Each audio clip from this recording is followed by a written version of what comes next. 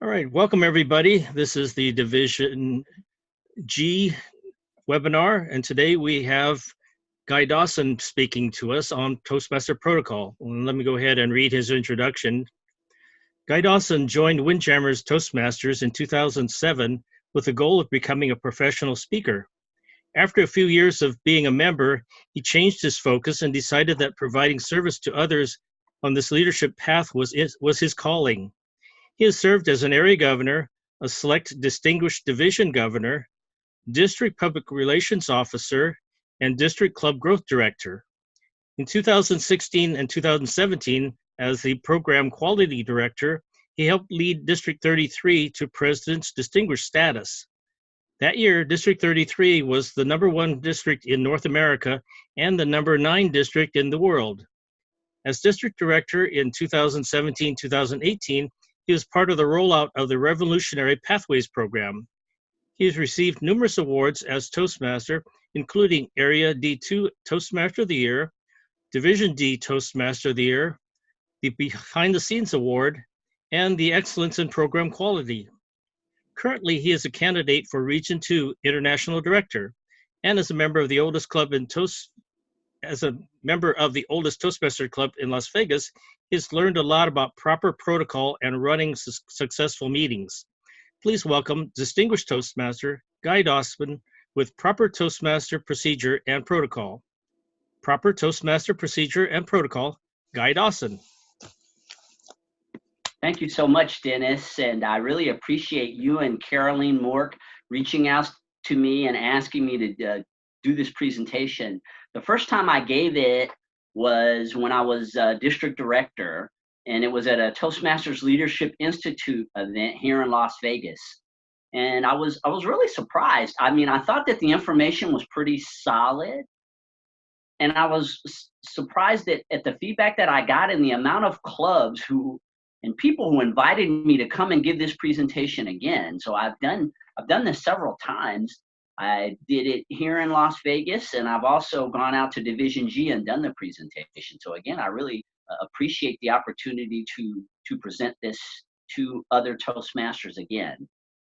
And the reason, I was asked to give a presentation about how to run more successful meetings.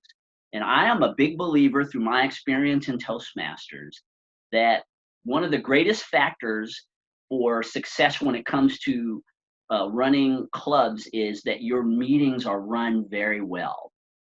And as Dennis was mentioning in his introduction of me, I had the unique advantage of being introduced to a very protocol-driven club from the very beginning. I've been a member of Windjammers Toastmasters, which is the oldest club in Las Vegas, 60-year-old club. And the people that I was mentored by very early in my Toastmaster experience were such sticklers to protocol, detail, parliamentary procedure. I think that it's really been helpful for me throughout my journey in Toastmasters. And I learned a lot about how important it is to run meetings as close as you possibly can to the protocol that Toastmasters teaches us and how effective that is. It's a mixture of the protocol that Toastmasters gives us to follow and our own energy and our own uniqueness that all the clubs have. Whenever I give this presentation, excuse me, I always want to remind people that the protocol that we use in Toastmasters is not the be all to end all, that the uniqueness of each club and that they all have a culture. Every single club in District 33, every single club in the world has its own culture. And I think that you have the greatest experiences amongst your members and with visitors is when you incorporate your culture into some of the basic things that we're all taught as Toastmasters. And that's really all that this presentation is about today.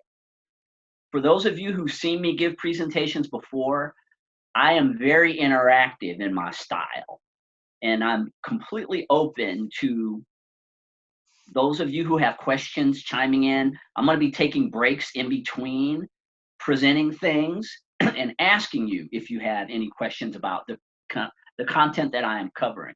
I like to really be very interactive and hands-on during the whole process of giving the presentation, because I think a lot of times a person has a question that comes to mind right off the bat that they really want to ask. But if I just sit here and I talk for 45 minutes, that person might not remember the question, or it's very easy for it to slip your mind. So again, I will be having breaks in between here where I will open up the floor. You can unmute yourself and ask me questions. These are my top 3 steps for Toastmasters protocol success. Oops, jumped the gun. Recognize the value of following the Toastmasters system. And that was what I mentioned a couple of minutes ago, is that I am a big stickler for the systematic way that we do things in Toastmasters, because I know from my own experience and from what I've seen working with thousands and thousands of members, as part of the clubs that I have been in, as well as going through district leadership, is it seems that the members who stick the closest to the system of how to run Toastmasters, how we are taught, basically all the protocols, the procedures that you see on the website and that we learn at trainings, those seem to be the people that get the most out of being members of our organization. And that's why I'm such a huge stickler for sticking with our system. And when I talk about the system, it's the way that you run the meetings, really making sure that you don't omit things when you're running meetings, that all the roles are fulfilled, that even if you have a small amount of attendance at a meeting, that you should always try to run it with complete consistency in all aspects.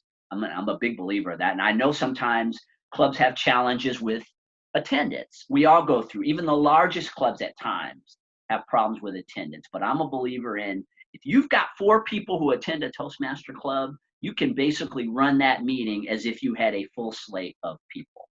It might require people to take on multiple roles, but I really encourage you to always follow your agenda, always have an agenda, and run a Toastmaster meeting as close as you can to the Toastmaster system. I'm also going to talk about being consistent in your protocol efforts, which I also think is another critical thing, is that we run great meetings consistently, and we make that a part of the culture of our club, is that we are going to create a consistent experience for our members and people that visit our clubs, so that no matter what club they visit in our district or in the world, that they are basically going to get the same experience. I think that that's what makes our organization attractive to people. It's kind of like, I was in Puerto Vallarta recently, and I went to Starbucks. And what did I see at Starbucks? It was no different than every other Starbucks that I've been to in Las Vegas. The colors were the same, the drinks were the same. I felt comfortable. And I think that human beings, we crave consistency and comfort. There's comfort that comes with that.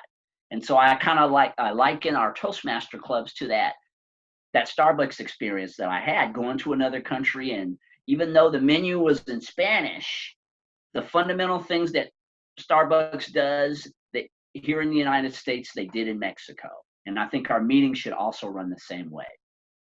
I'm also a big believer in acknowledging successes in using protocol and implementing new strategies to enhance the member experience. We have a system that works really well. All of us know that because we've chosen to continue to be members of Toastmasters. But I also think that there are things that are outside of Toastmasters that can be introduced to our clubs that can also be very helpful. So these will be the 3 main topics that I will discuss today. Pre-meeting protocol, preparation, organization, and agenda. As I touched on a few minutes ago, I think that the consistency of Toastmaster meetings is really critical. And a lot of the consistency that we get is in the preparation. We are so fortunate to be in an organization that basically outlines how we do pretty much everything. You can literally go onto Toastmasters.org and download every component of putting on a successful Toastmaster meeting, which allows us to be really effective with our preparation. Be prepared to put on a meeting. It shows. I'm sure all of you have had different types of experiences. Some of you are district leaders. You're visiting clubs maybe for, other than your own, maybe for the first time ever. I know I never really visited other clubs until I became a district leader. I was a member of, as I say, a club that's very strict on protocol, on procedure. And when I visited other clubs and I saw that there were others out there that were not at all into being well prepared or having organization, and there were even some clubs that I visited that didn't have an agenda. It was a real eye opener for me. It's important that we be well prepared. It shows. You practice the way you play. I'm sure you've all heard that. Practice the way you are going to play, just like athletes do. They practice in a certain way and they have muscle memory that allows them to go out and play in a certain way. And it's no different with Toastmaster meetings. I think a big aspect of the preparation when it comes to Toastmaster meetings is in the communication that you have within the club. The communication begins at the meetings, basically encouraging officers to fulfill their roles. You have a vice president of public relations, of course, who's getting the word out about your meetings.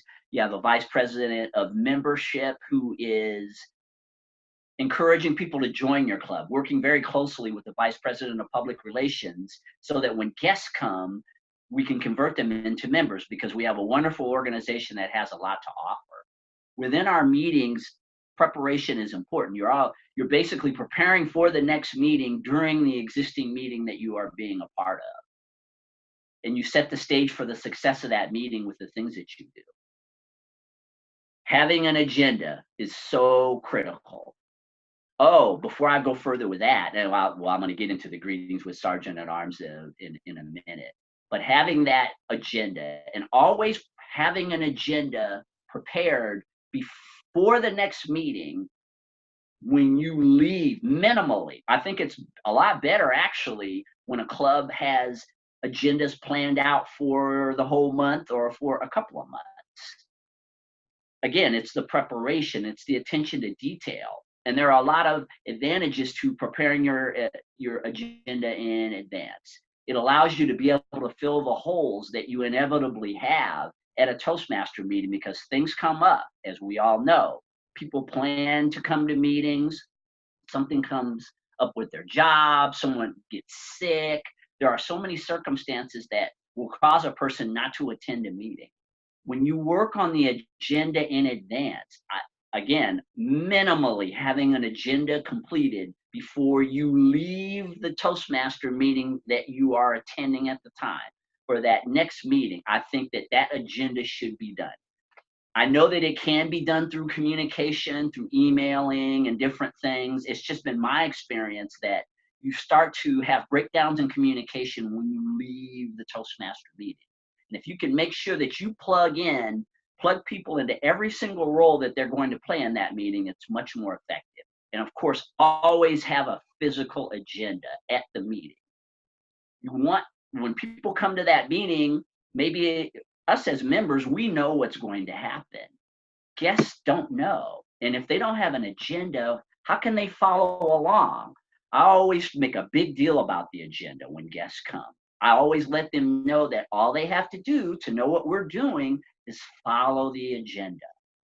Huge, huge part of meeting protocol is a focus on having good agendas. And of course, you want to use Toastmaster branded materials. Toastmasters has gotten to be really protective of their brand, and I understand why they want to do that. It's that same perspective that I was talking to you about a minute ago with Starbucks over in Puerto Vallarta. All the branding is the same, it's uniform. When I went to Canada a couple of years ago, it was the same way at Starbucks. Everywhere you go, you have that same experience. I think the agenda should have Toastmaster branding. Of course, you can download them from the website, but also if you don't download them, there are templates that you can use that are Toastmaster branded. And I also think that that's critical. Anyone have any questions about preparation, organization, or agendas?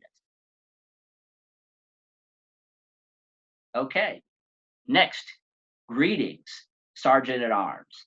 I think that the role of sergeant at arms is one of the most underrated ones in a Toastmaster meeting. The sergeant at arms sets the stage for how that meeting runs on a level that is much, much different than anyone else. Usually the sergeant at arms is one of the first people that we see when we come to the meetings. So of course we want to have our greetings. Always, always greet one another and greet your guests. And I think it's really critical that you greet one another, because there's an energy that members get by seeing how you interact with the other members. And I know, of course, we always want to make people feel welcome at our clubs. Friendly clubs tend to be attractive to people, and they're able to also have a high level of maintaining their members.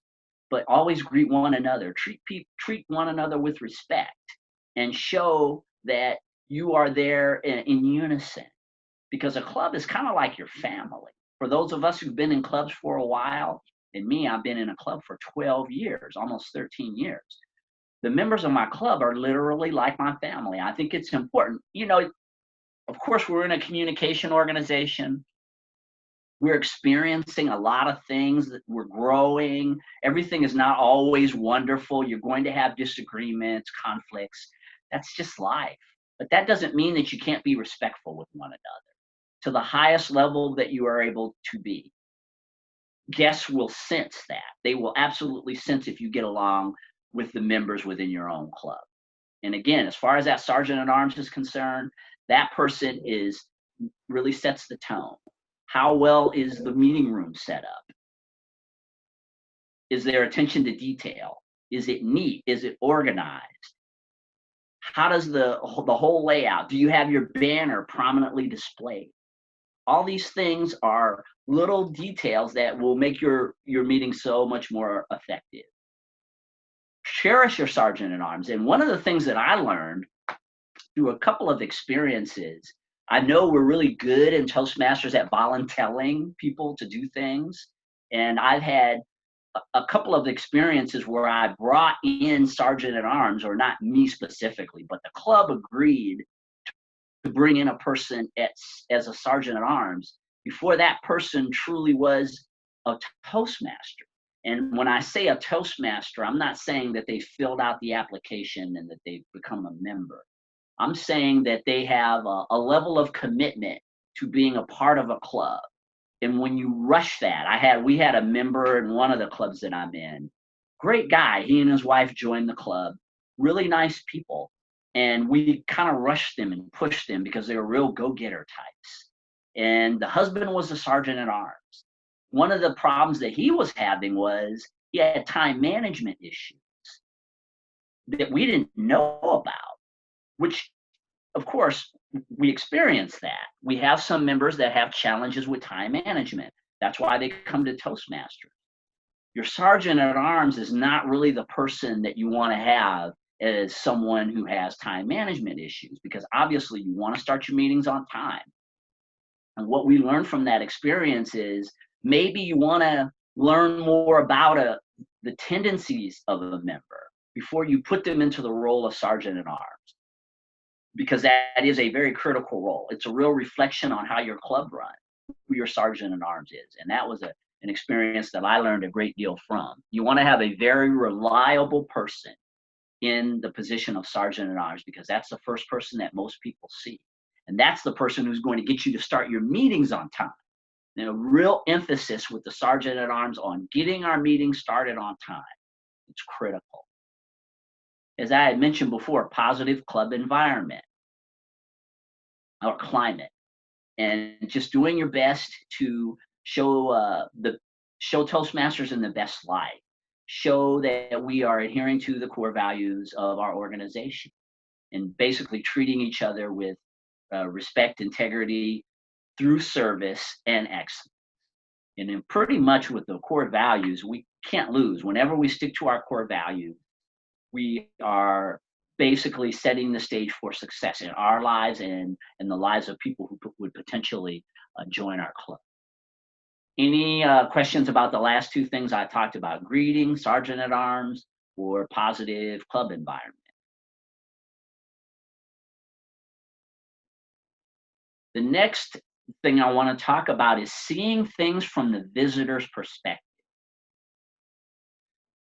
Because most of us have been members of Toastmasters for a while, it's difficult for us sometimes, I know for me, to remember what it was like to be a visitor at a Toastmaster club. For these people, most of them have never been to a meeting of Toastmasters in their lives. They've heard of our organization, people have told them things about it, but they've never actually had the experience of being at a meeting.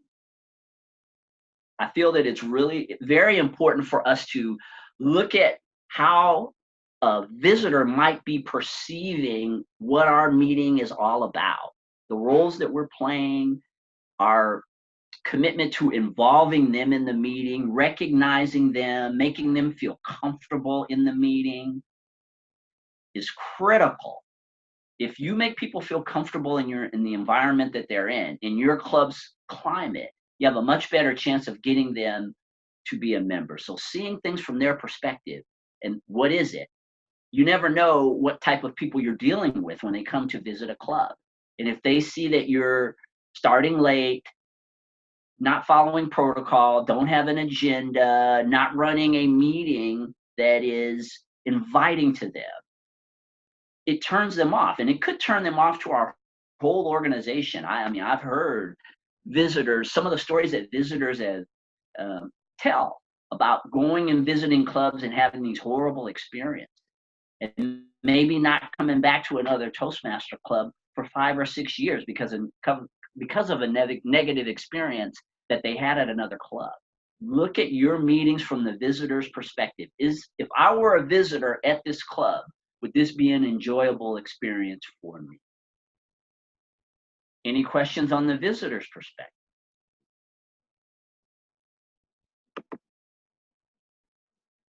Meeting protocol, introductions and designations. As all of you know, introductions are huge in Toastmasters. It's a big part of our protocol. And, you know, of course, introductions for all the speakers, introductions of the president, of the roles we play, all of our transitions have introductions in them. And absolutely, we want to acknowledge one another. One of the most powerful aspects of our organization is the fact that we do these things, as you will see down here: clapping, handshakes, introductions, announcing the designations that members have. The designations that members have are so valuable because think of all the hard work that you've put into getting those designations. I feel that it's important that we acknowledge the roles that we have aspired to and gained in Toastmasters. When someone's become a distinguished Toastmaster or reached a level in pathways, a lot of hard work went into that. And it is a part of the edification process in our organization that makes it unique around the world. And I know for me, it made it very attractive from the beginning.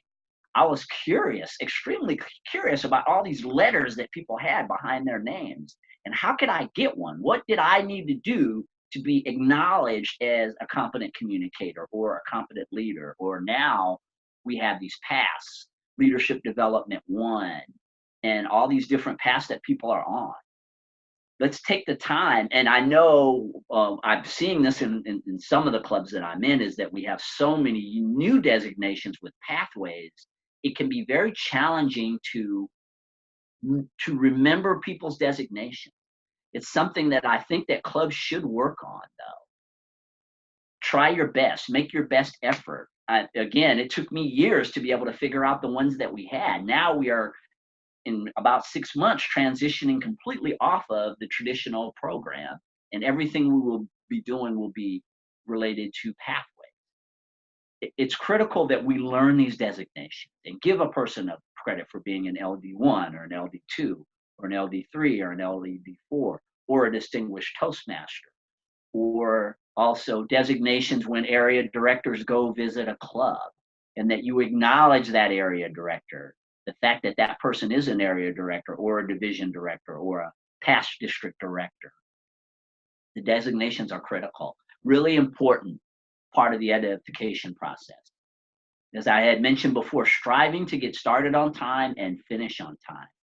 we all know that time management is a part of our protocol, and that for many of us, myself included, it was one of my biggest challenges when I joined Toastmasters was time management.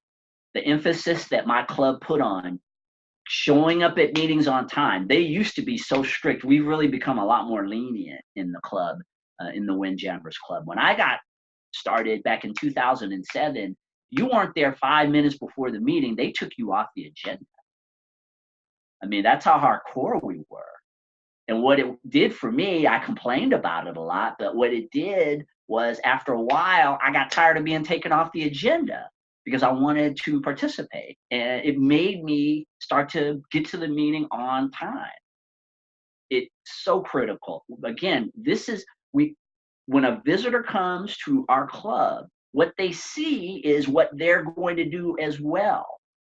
If they see that you're starting late, you're finishing late, that there's no emphasis on time management, they're not going to learn how to be Toastmasters in the way that follows the system. Please get your meeting started on time. I know sometimes things come up. The Toastmaster is late. All kinds of things happen. Minimally, drop the gavel when the meeting starts. Take a recess. We'll be back in 5 minutes. Come back in 5 minutes and start the meeting then, but make every effort to drop that gavel at the time that the meeting is scheduled to start. And of course, finishing on time. Finishing on time can be even more challenging than starting on time because of all of the things that can happen during a Toastmaster meeting. You have Toastmasters who are at different levels of their development. You have people who are more talkative than others. Some people are, sometimes you have 3 speakers in a meeting, let's say, and you've got an hour and 15-minute meeting. You've got 3 speakers that you have to get through. You have a table topics master that might do 4 or 5 questions and 3 speakers. You could very easily be off track and not finish on time. It's important that as members that we are always aware and reminding one another of the importance of all of our time management. If you're running behind in a part of the meeting and the table topics master is next, you tell that table topics master, could you cut back to maybe 2 questions? If you've had other times in the meeting, and it just happens in so many different ways, you can get off track in a meeting and get behind.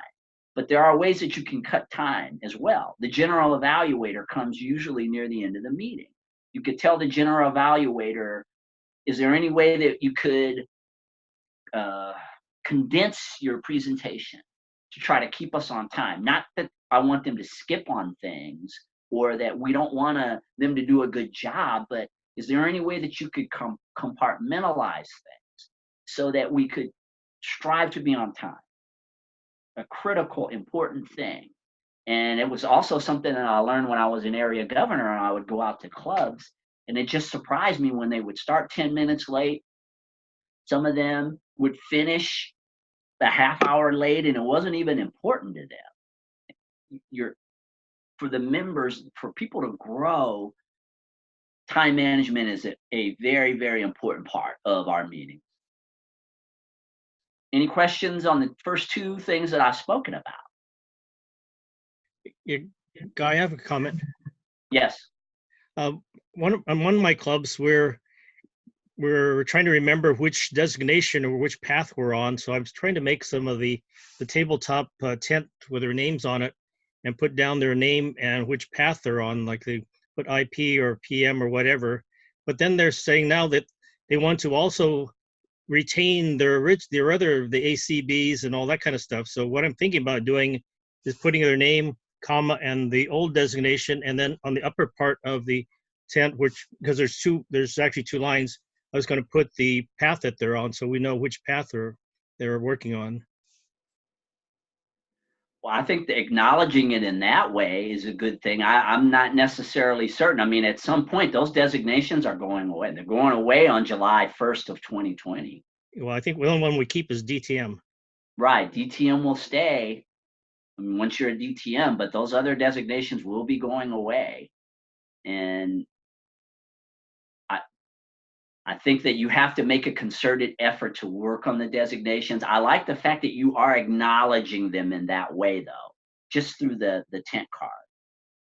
But what I've found in clubs that I've been a member of is that if the leaders of the club, the people who are experienced Toastmasters, who understand how important designations are, if they make it something that is important, the newer members will learn. And I have also found that the designations need to be talked about during the meeting, and that you can even remind members, and this is just my opinion about it. I know that there are people in Toastmasters who say, if you have something, if you have a correction for a person, that you should wait until after the Toastmaster meeting to give them that correction. And I understand from a certain perspective that you should. I mean, I would never be critical of a member during the middle of a meeting. I don't think that that's a really necessarily a constructive way to go about things, although things do happen in Toastmaster meetings. Sometimes, though, just nurturing a member along by reminding them about things, just like we remind them not to leave the lectern unattended, or we remind them to shake the hand of the person who they transition with. You can do the same thing with designation. Just reminding people and getting them to start thinking about it. And the more they practice, I didn't know the designations at all. I just kept using them and using them and using them and using them, and started to get comfortable. And I think any member can do the same thing if they want to. We should encourage them to use designations, though. Now, I mentioned a couple of minutes ago about clapping and handshakes. Of course, every Toastmaster meeting should be an absolute clapping festival. Lots of clapping. Here's one of the big things I have about clapping. I mean, I love to clap and appreciate people. You have to kind of think about Toastmasters as very different than the lives that most people experience. How many of you out there have anybody really clapping for you outside of coming to a Toastmaster meeting? How many of you, or your kids are clapping for you all the time? How many of you out there have your boss is clapping for you, or your husband or your wife? One of the reasons why we come to Toastmasters is because we are seeking this edification that we give one another through clapping hands. And again, I attend some clubs where clapping is just not a part of the protocol. Any club that I'm a part of, it absolutely is a part of the protocol, because I go so out of the way with clapping. I clap loud and enthusiastically, and I have noticed that it's infectious. If you become the type of person who claps, people feel, and they hear you're clapping, they'll join in and clap. I've seen it. I've gone to clubs where people didn't clap, but because I just kept clapping all the time, edifying people, all of a sudden the other members of the club did the same thing. We should always be clapping. And of course, handshakes, I was talking about a minute ago, our transitions at the lectern and at different places throughout the meeting, always shake hands. When you're taking pictures, when you're giving a ribbon at the end of the day for winning a vote count, shake hands, hold the ribbon up, follow protocol, and handshake. Stand when speaking. Now, this is one that I mean, obviously, standing when speaking is a huge part of our protocol, because we want to teach our members how to do things correctly. And some of you might be a member of a club where that has become not a part of the protocol. And again, I think that the habits that we are teaching the new members are going to be duplicatable. You should absolutely, whenever you are speaking in a Toastmaster meeting, you should be standing when you do that. Why do you do that? Not only because it's the protocol of the Toastmaster meeting, but because that's how you project. That's how you communicate with others, is when you stand. You stand in your power and speak. When we get new people who come and visit the clubs that I'm in, I try my best. Of course, I don't cram it down their throat that they should stand, but I always encourage them, would you mind standing if they agree to be a part of a table topics presentation, for instance, and they sit and they start answering the question? I will encourage them, would you mind standing? And I have found that about 80% of the time, that person will stand. They will get out of their comfort zone if they feel that someone is encouraging them. So do it in an encouraging way. But you as experienced Toastmasters, everyone should be standing during every time a person is communicating singularly during a meeting. Notes for recognition. You know those ballots that we all have where you can write the notes to the Toastmaster, the general evaluator, the speakers. I have found the notes for recognition to be absolute gold in creating harmony within a club. And I strongly encourage all clubs to use those ballots. Of course, you can use them for vote counting, but also use them as slips for acknowledgement of other members. And there's something that I want to add as a suggestion to all of you, is that if you're going to offer a correction, say you want to mention something to another member that they might improve on, that you not use a note to offer a correction. That you, if you're going to offer a correction, do it in person. Talk to the person. Because what happens is you turn a positive thing, which is what those notes are supposed to be, into a negative thing when you write down something that they didn't do right. Why does it become a negative thing? Because that person will go back.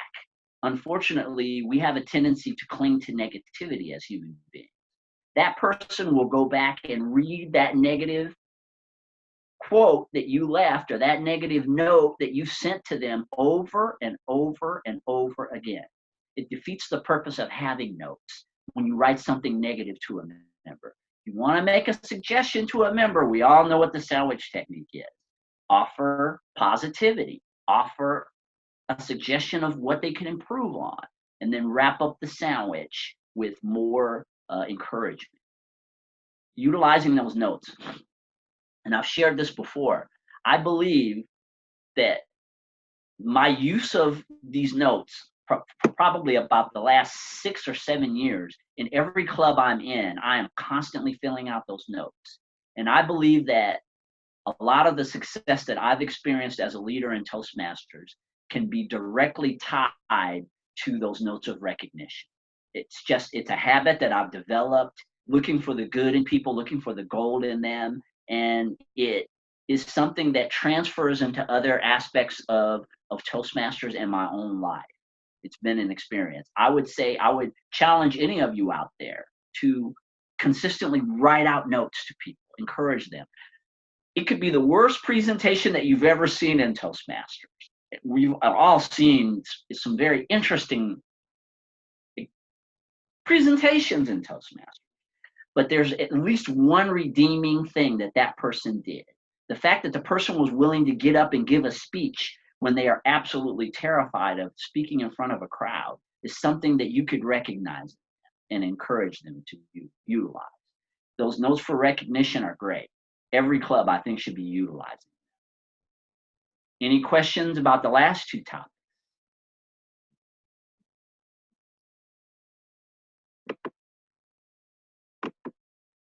More meeting protocol. Explain Toastmaster roles. I like to do that even in meetings when we don't have any guests. Of course, you absolutely want to explain what a Toastmaster meeting is about, the 3 parts of a Toastmaster meeting, the individual roles that people play when we have visitors there. But I also think that it's great practice to do it even when you have members there, because it gets you into the mindset of thinking about the roles and what a person is really supposed to do in those roles. The success that we experience as Toastmasters is tied to repetition and explaining the roles over and over again. What does the odd counter do? What does the grammarian do? What does the timer do? What does the vote counter do? For new and experienced members to have to repeat what our job is, how it shows, number one, the importance of the role. And number two, it keeps us thinking about what we're doing for the day. I think it's great for focus when you explain the Toastmaster role. And then, of course, the 3 parts of a Toastmaster meeting. Explain what the prepared speaking portion is about. Explain what Table topics is about the extemporaneous portion of a Toastmaster meeting. And lastly, explain what the evaluation portion of the meeting is all about. For the visitors, I mean, they're coming in with a clean slate. They don't know anything about Toastmasters. It's very helpful if you give them an understanding by explaining those roles. Follow formats. When I started this talk today, I was mentioning the fact that you can go on the Toastmasters.org website and basically download anything that you need to run a Toastmaster meeting. And I'm a big believer in that. And I know that individual clubs have their own formats that work very well for them. And that's a great idea. You know, as long as you're following all the procedures that we follow in Toastmasters, that you can create your own formats. But also know that you don't have to reinvent the wheel. We never have to reinvent the wheel in this organization. And that's why it works so well. You can basically follow formats. Follow the format. When all else fails, follow the format. Make sure that the Toastmaster has a format. The general evaluator has a format. All of the supporting roles have a format. The timer has one. The counter has one. The grammarian. And constantly sticking to formats. For me, that it was the consistency of sticking to the formats that got me to the point where I feel now very comfortable whenever I present in a Toastmaster club. And also, it's duplicatable. If you have a standard format that people use over and over and over again, a relatively new member of Toastmasters can immediately begin to help the other newer members just by putting a format in their hand. That's all you have to do. Put a format in everyone's hand and follow the format. And when everyone's got a format, I'm sure all of you have had this experience. If everyone has a format, you end up running a formatted Toastmaster meeting. Always use formats. And if you have any questions about them, I want to share an experience that I've had. Is I'm in 4 Toastmaster clubs, and a couple of the clubs that I am a member of, we are reorganizing. Basically, we've had members in the club, lost members, and now we're rebuilding those clubs.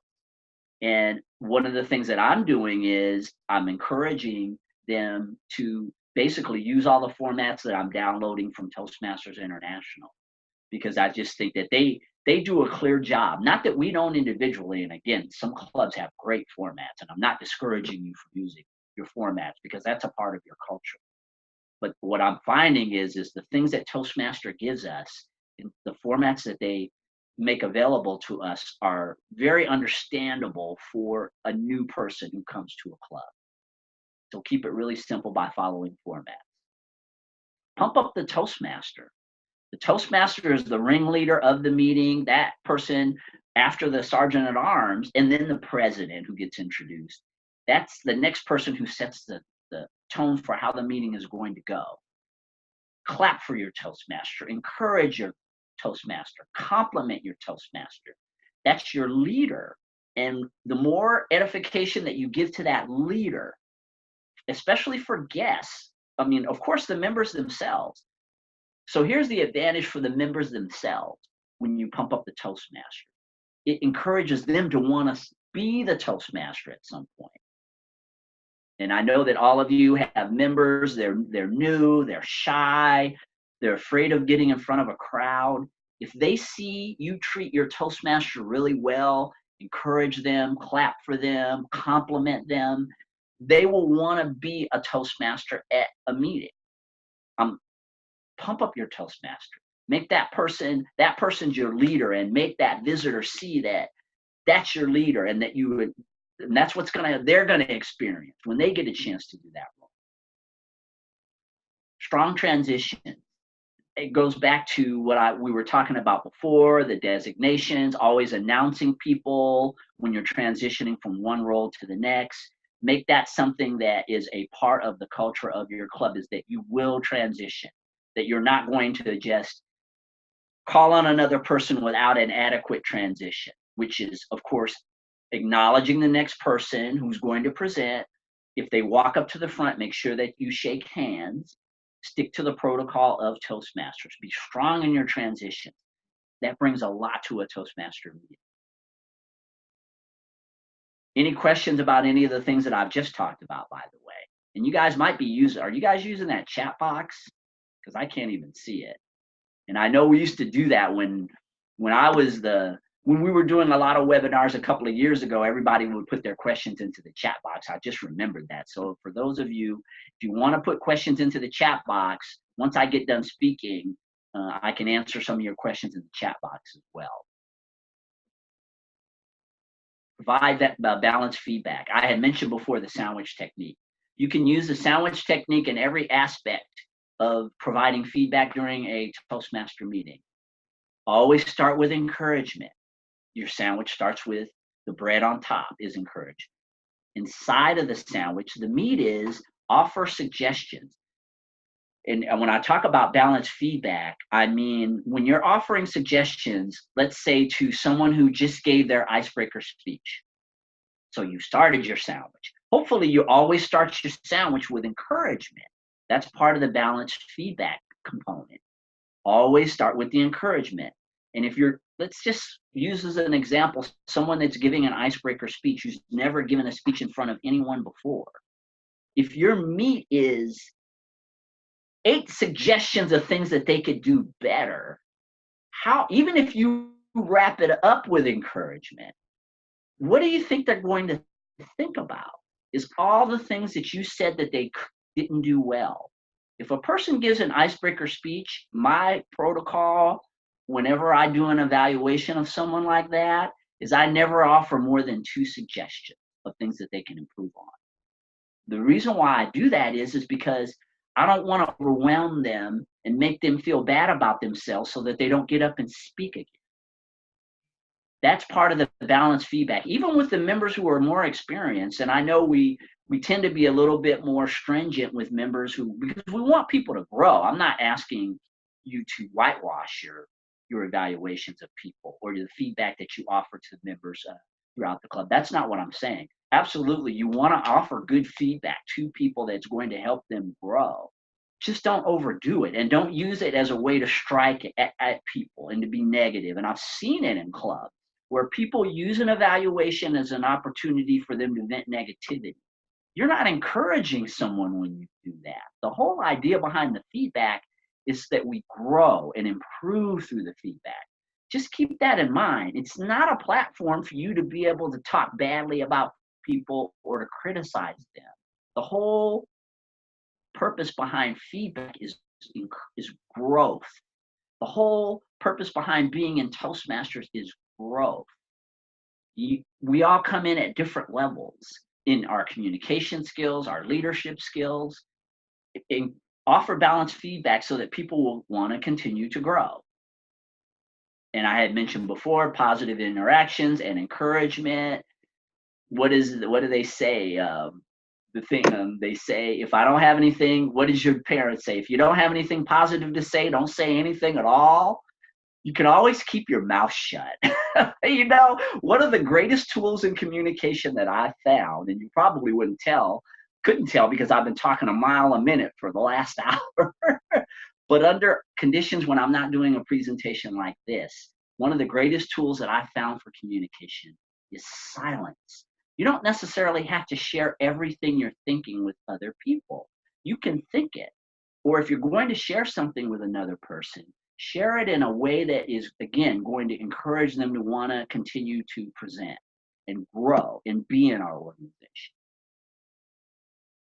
I believe in high enthusiasm. I think clubs that are enthusiastic, people seem to be happy, having a good time. They are a magnet for members. Usually clubs that have high membership have a high level of enthusiasm. It's something that I've seen. And I'm not saying that it's just jump up and down enthusiasm. I mean, motivational, although that's a good thing too. But if people seem to be enjoying themselves and are enthusiastic about their Toastmaster experience, they draw members in. And they also are able to retain members more because people go to Toastmaster meetings because they want to feel better.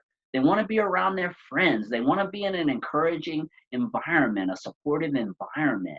And if it's an enthusiastic club where they feel happiness and joy and people are supporting one another, it'll keep them in your club.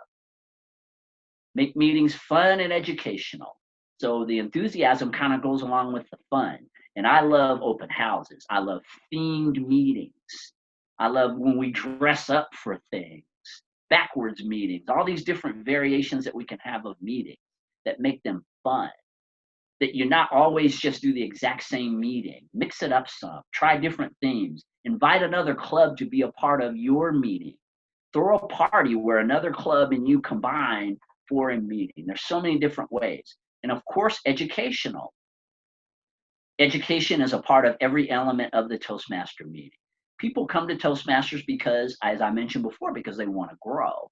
The educational process that we deliver at every Toastmaster meeting allows them to grow. And that's following the protocol of Toastmasters, as I keep going back to. Follow the protocol and your meetings will be educational. The members will be getting things out of those meetings and they will want to stay in our organization. They're much more likely to stay anyway. You know, there are a lot of reasons why a person will leave your Toastmaster club too. It's not always because you're not providing an educational experience for them. People leave because there's changes in circumstances in their lives. Sometimes they just don't get it. Toastmasters just doesn't appeal to them. It's not always that we're putting on bad meetings or that we're not being highly enthusiastic, or sometimes there's a variety of reasons. People, they have other interests in their lives. I want you to keep that in mind as well, is that when you have 40% of your Toastmaster members leave the organization every 6 months. I mean, that's the statistic that comes back from Toastmasters. And in my own experience, I found that to be true. When people leave your club for a lot of reasons, not always necessarily because you aren't running effective meetings for it. Any other questions that anyone wants to talk about? And again, I can answer questions in the chat box later. Post-meeting protocol. Cherish your guests, which means always acknowledge them, ask them how they found your club, did they enjoy the experience. I am a huge believer in asking them if they would like to join your club at the meeting that they attend. And I'm not saying that you just jump all over them and you gotta join our club. That's not what I'm saying. I'm saying that you offer the Toastmaster opportunity to them. That's why they came to the meeting, is they want to learn more about Toastmasters. Why wouldn't we want to encourage them to be a part of our organization? I know how much I've gotten out of Toastmasters, and I know that a lot of you have gotten a lot out of our organization. Why wouldn't we want them to join? A little bit of salesmanship. I'm a big believer in that the president who sets the tone for how the club runs when you have a visitor there, again, you know, you can do it in a subtle way. Just say, hey, if you'd like to be a member of our club, we have a vice president of membership who'd like to talk to you after the meeting is over. He or she will give you more details about how you can become a part of our club. Something just as simple as that. But ask them if they want to join. Sometimes, and I've heard people say it, they didn't join the club because no one asked them to join the club. Because people have this thought in their mind that they're invading the person's space by asking them if they want to be in the club. They came to visit the club for a reason. Why wouldn't you want to ask them to be a member of the club? Always ask them if they want to be a member. And there are a lot of different techniques that you can use to do that. Develop a follow-up system.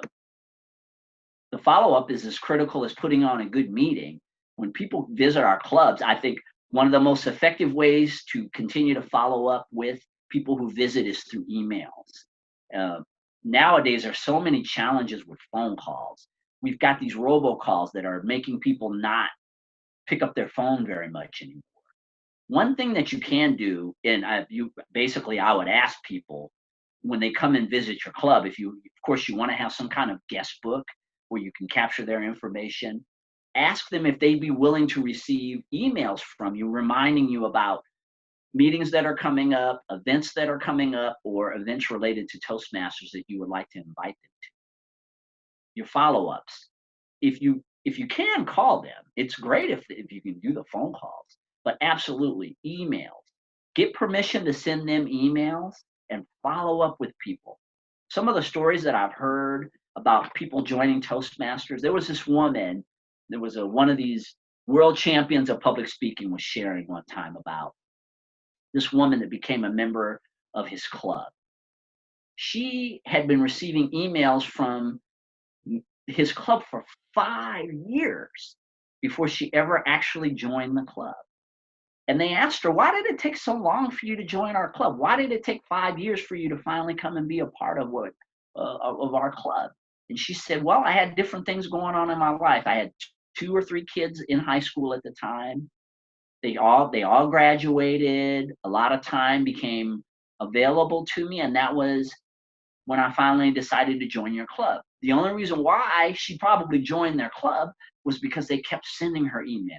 They kept touching her through that process, through all those years, and then she ended up joining their club 5 years later. Can you imagine? That club kept sending her emails for 5 years. It was the consistency. It goes back to what I talked to earlier in the meeting. Consistent people succeed. And one of the best ways that your club can be consistent is by sending follow-up emails. Again, I highly encourage you to ask the guests for permission to send them emails. We don't want to spam people. There are actually rules within Toastmasters about spamming people. Always ask the guests if they'd like to continue to receive emails from you.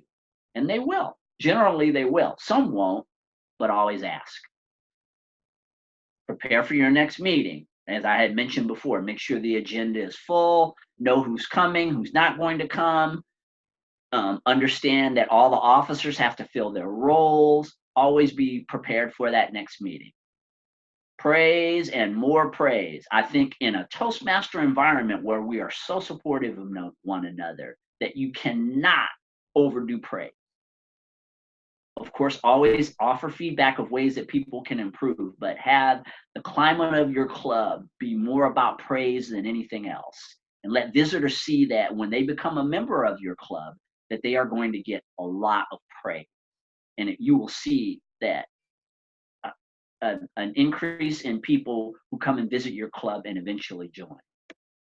Ongoing communication is the key. And I mentioned before, sending out the emails, pick up the phone and call and invite them, but do it on an ongoing basis, not just a 1 or 2 time thing. Continue to follow up with people who visit your club. Here are a few resources that you can use to run more effective meetings that have protocol. A Toastmaster Wears Many Hats is a great resource. Also, Moments of Truth. I think that every club in the world should be doing a Moments of Truth presentation every 6 months to brush up on the basics of running an effective meeting and also an effective club. And I'm also a big fan of the leader letter. And you receive that from Toastmasters International, the links, but you can find it at toastmasters.org. The leader letter gives you a lot of good protocol tips, especially for the club officers. And club officers, I could do a whole presentation just on how important protocol amongst club officers. By the way, if you guys wanted to invite me back to do that presentation, I think that there's a lot to be said about the protocol of club officers. Anyway, resources, of course, can all be seen at toastmasters.org. Lastly, if you'd like to get in contact with me, you can call me at my telephone number, 702-845-6129, or reach me at my email address. Okay, is there anyone out there? I'm going to stop my share. Okay, I'm in chat. Let's see. Question. All right, this one's from Joseph Skoda. Well, let me give the comment Dennis Ham had. If you add it to the agenda, and then you may have to print several pages. Oh, that's Joseph Skoda. Okay. You add it to the agenda. I didn't miss the top part. Scroll up. Oh, wow.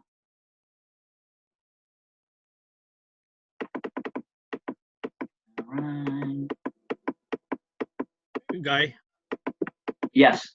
that string was regarding the speaker's introduction.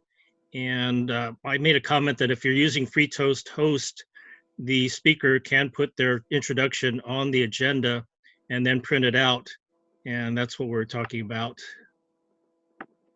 You don't have to print the entire agenda. There's a way that you can, the speaker or Toastmaster can print just the introduction and also the evaluation that's appropriate for that speech. That's a great idea. If you can, anytime you can get information in one place, it's always helpful. And when you have multiple sheets of paper, that's where some of the challenges can come, right? I mean, I'm sure we all experience that. But if you can compartmentalize information in a Toastmaster meeting or have that introduction as a part of the actual, I think that's a great idea. So I'm going to read some of these questions here. Did I miss the part where pump up the president, club officers?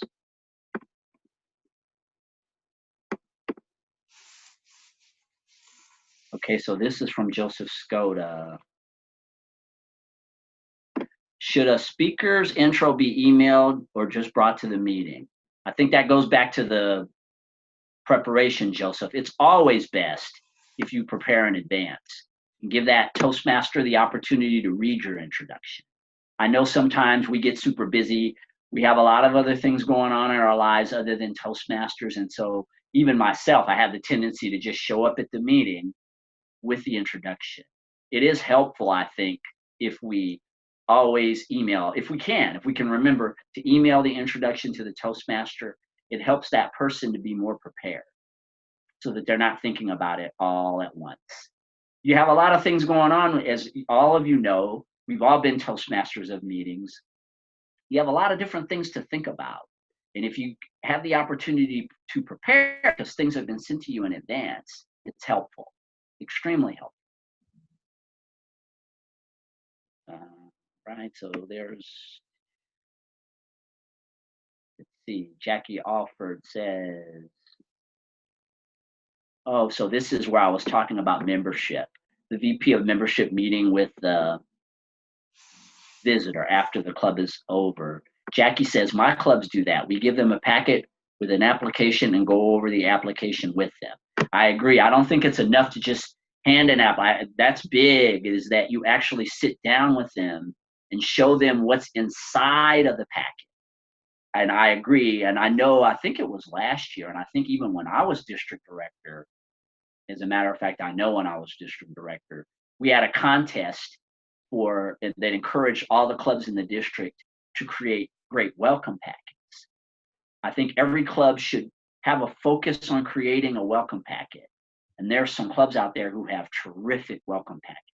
Almost all clubs who are super successful have strong welcome packets. That's something that I've seen. In that welcome packet, they have information about Toastmasters, of course, an application, and also some information about the club itself. The history of the club, how it started, their vision, their mission. Create a strong welcome packet. Take the time to do that. And it raises the level of professionalism, I think, also that you show when you have a good welcome packet. And as Jackie had mentioned, take the time to sit down with the person and go over the contents of that welcome packet. There was someone here that said they'd go to the webinar about having yeah, so I mean, I don't know. If you guys want me to come back, I would love to do a presentation about that. Protocol for officers. See if there are any other questions. I'm a first-time meeting Toastmaster this week. I was wondering, okay, this is from Dale. I'm a first-time meeting Toastmaster. Hey, how are you, Dale? I was wondering if you had one thing that you think I should remember to prepare a great meeting. Well, I mean, I'm a fun person, so I'm always about having fun. You know, I mean, meetings should be fun. People come to Toastmasters, and people have different ways of looking at fun. There are people out there who see fun as being very efficient And I agree with that too. I like fun efficiency because I like well-run meetings. But when meetings are fun, people enjoy being there. They want to come back. Have fun in an educational way. You know what I mean? So again, our core values: respect, integrity, service, and excellence. We're constantly striving towards those core values. But have a good time while you're doing it. And it's contagious. When you're having a good time, the guests will be having a good time. If you're the president and you're president of the club and you're enthusiastic, the other members will be enthusiastic. If you're the Toastmaster and you're enthusiastic, the other members will be enthusiastic. Enthusiasm is infectious. Fun is infectious. Go on there with the attitude that we're going to have a good time. And it'll raise the spirits of everyone, especially the visitors. That's great. Thank you. See. All right. Does anyone else have any other questions? I saw all kinds of feedback. Thank you all for listening to what I had to say. Again, this is just one man's perspective on what works well in Toastmasters, and I'm so proud to have been a member of District 33 for many years. And I was sharing before that, out here in Vegas, we've got this 115, but I'm always going to be a member of District 33. I have so many friends, lifelong friends, and incredible experiences that I've had with people from this district. And I wish you all nothing but success and prosperity. And I'm going to be out there in the spring. As I had mentioned before, I'm running for Region 2 International Director. But even if I wasn't running, I was going to be out there in the spring to be a part of District 33's conference. And I look forward to seeing all of you who attend that conference whenever it comes in the spring sometime. But I appreciate the opportunity to share my experiences in Toastmasters with you. And I hope you all achieve your goals and continue to have a great experience being a member of our amazing organization. Thank you very much, Guy.